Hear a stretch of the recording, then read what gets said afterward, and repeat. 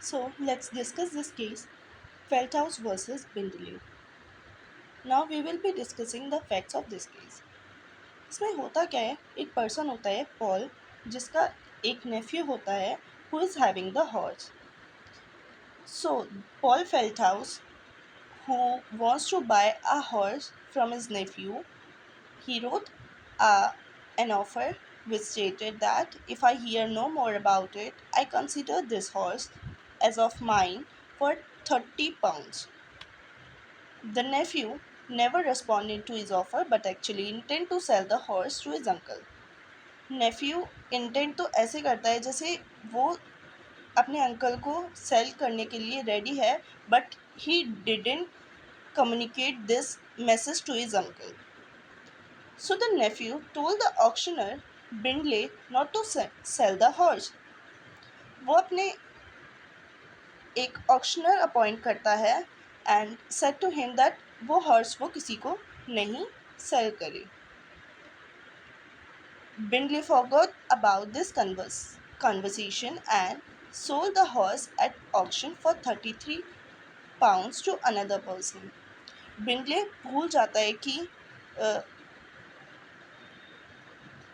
जिसका वो हॉर्स है उसने मना किया है कि वो हॉर्स को किसी को और सेल नहीं करे, and he sell that horse to another person for £33. Paul Feldhaus sued Bindley for conversion, stating it was his horse.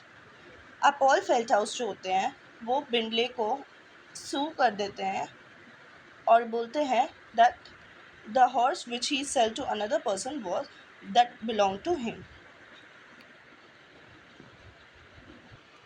So now let us discuss the issue of this case, whether silence or failure to reject an offer amount to acceptance.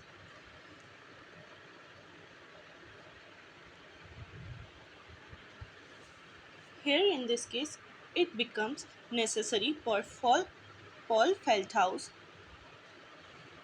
to show that the horse was his property.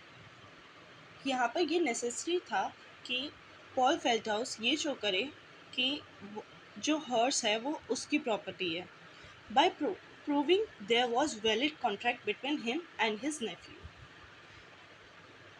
ये बताना बहुत necessary था for Paul फेल्टहाउस कि उन दोनों के बीच में क्या कोई वैलिड कॉन्ट्रैक्ट हुआ था.